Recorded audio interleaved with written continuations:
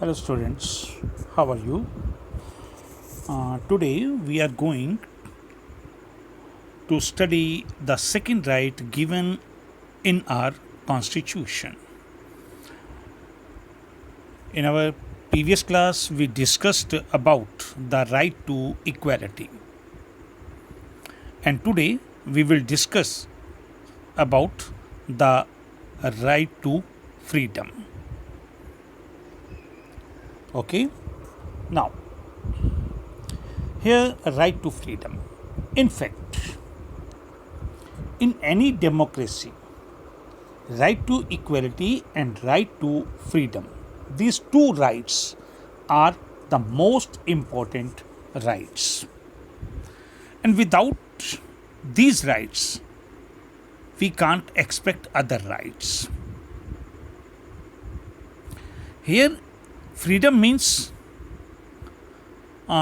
freedom for thinking or freedom of thoughts, freedom of expression, and freedom to do any work. But remember, freedom does not mean that we are free to do our own or we are free to do whatever we wish. If doing so is permitted, then it will deprive of many people. It will deprive many people of to enjoy their freedom. That means if everyone starts doing his own, the people who belong to weaker section may not be able to enjoy their freedom. So, freedom is defined in such a way that the citizen is free to enjoy his right, enjoy his freedom, but without harming anyone's freedom as well as without harming the law and order. Here on screen you see that there are many type of freedoms which have been given in our constitution, like protection of right to freedom of speech and expression. Here it means the citizens are free to express their views either in written or by speech. They can express their views in their speech or by writing some article. If they do not agree with anything, they are free to express it. Freedom have been allowed to assemble peacefully anywhere, even at public places also. They are free to assemble. But remember, this assembly must not be violation of any government's order.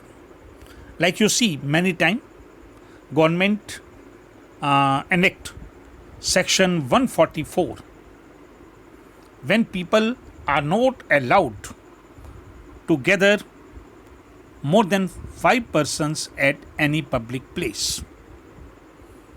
But it is enacted only in rare circumstances when government feels that assembly of people can be a challenge for law and order. Now, citizens are free to form any association or union. Here, what does it mean? Many times you see there are union of workers. You can see it, and many times you have read in the newspaper too that this union went on a strike or this association opposed the government's order. So, but freedom has been given to citizen. If they are not satisfied with any decision of the government, they can oppose it. and they can form association or union for such purposes.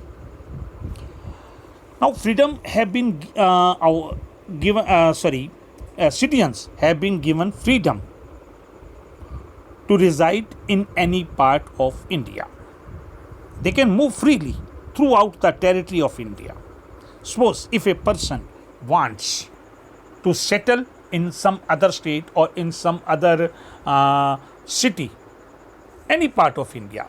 Now, for example, we take a person who lives in Haryana, but he wants to move Chhattisgarh, he wants to move Kerala, Tamil Nadu, Assam, Arunachal Pradesh, in any state. He is free to do so. And he can reside there also without any problem, without any restriction. Like you see many people who have their business in some other state. They migrate with their family in that part. But here again remember, if your visit is a challenge for law and order, or the law and order condition in that area is not good, then government can stop you from going there. Like there was time when law and order was not good in Punjab. The situation of law and order was not good in Punjab. So people were advised by government not to move that part. So in this way, in rare circumstances, government can check on such type of freedom. Now you have been given freedom to follow any practice any profession. If you want to be a businessman, you are free to do so. You want to be engineer, you are free to do so.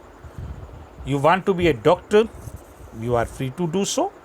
So in this way, you are free. Either you want to do your own occupation, or you want to do some trade or business, or you want to do job. That is your right to choose any profession for you.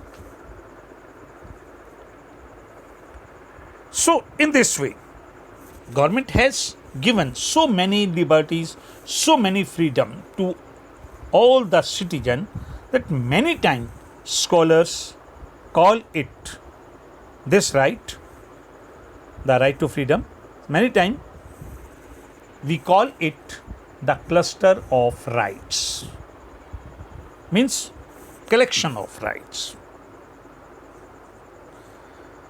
In case of any offense, you have right protection in respect of conviction for offense.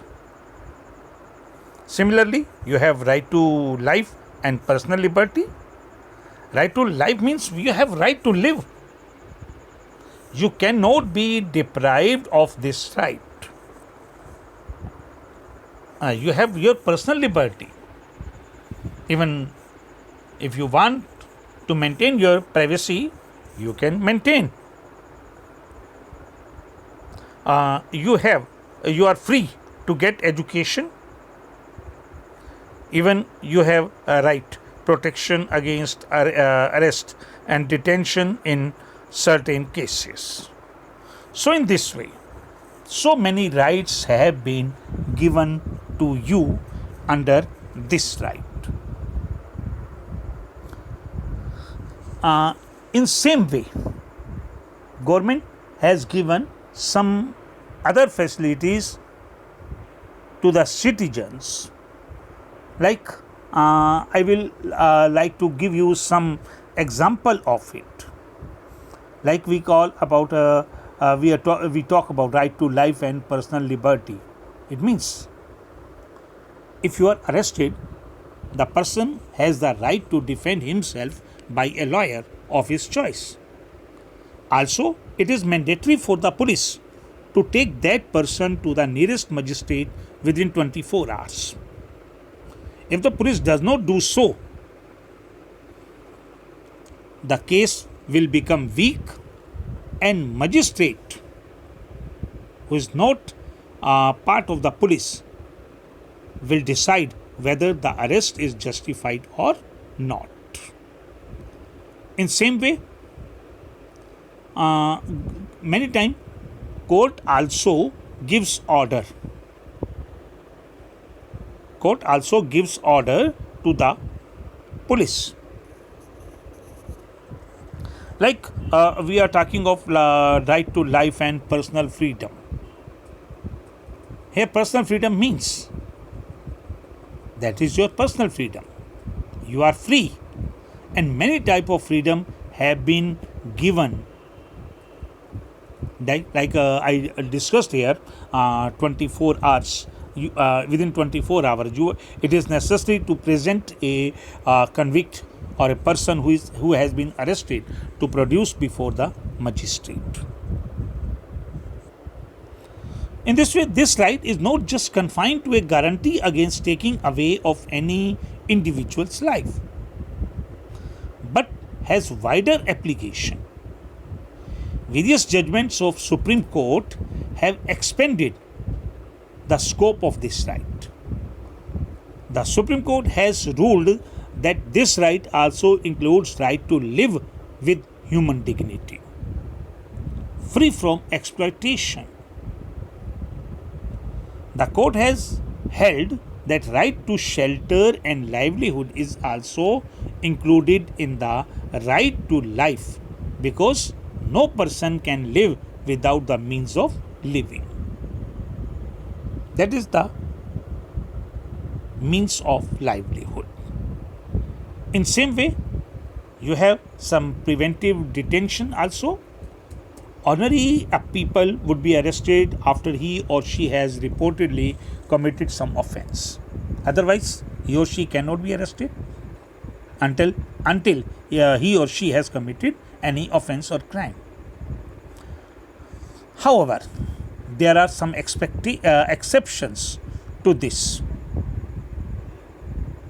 Sometimes a person can be arrested simply out of any apprehension that he or she is likely to engage in unlawful activity and imprisoned for some time without following the above mentioned procedure.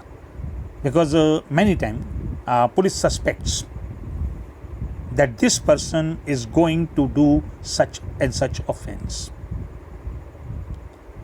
To protect the person or society, police can arrest. This is known as preventive detention.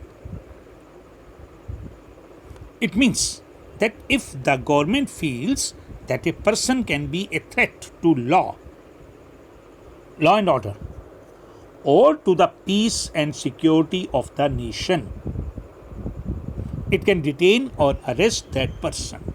Like a few time back, you read in the newspaper that some leaders in Jammu Kashmir were arrested and they were given the punishment of house imprisonment. They were kept at their home. They were not allowed to come out because it could be danger for the law and order in Jammu Kashmir. So many times government can take such step. On the face of it, preventive detention looks like an effective tool in the hands of the government to deal with antisocial elements. But this provision has often been misused by the government. Many people think that there must be greater safeguards in this law so that it may not be misused against people for reasons other than that which are really justified. In fact, there is a clear tension between right to life and personal liberty and the provision for preventive detention. Some other freedoms have also been given to the citizens, and you can say that under the right to freedom there are some other rights as well. These rights, however, are not absolute. Absolute means unlimited. Each of these is subject to restriction imposed by the government. For example, right to freedom of speech and expression is subject to restriction such as public order, peace and morality, etc. Freedom to assemble too is to be exercised peacefully and without arms. The government may impose restriction in certain areas, declaring that assembly of 5 or more persons is unlawful. Such powers can be easily misused by the administration. So, genuine protest against an act or policy of government by the people may be denied.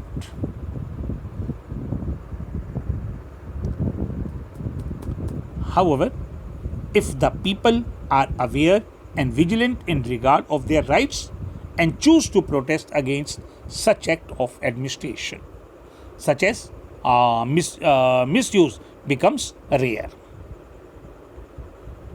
So in the Constituent Assembly itself, some member had expressed their worries about the restriction of these rights.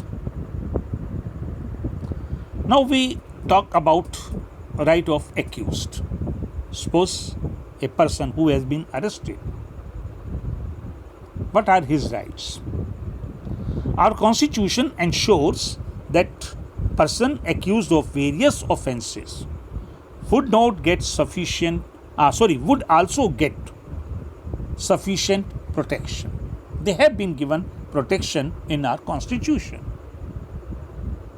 Because a person has been arrested, but he has not been declared a criminal. So, the person who has been arrested has right to prove himself innocent. We often tend to believe that anyone who is charged with some offence is guilty. However, no one is guilty unless the court has found that person guilty of an offence. It is also necessary that a person accused of any crime should get adequate opportunity to defend herself or himself. For example, though we knew well that Ajmal Kasab involved in 26/11 incident in India, though we knew he was a criminal, but still he was given his right to protect himself.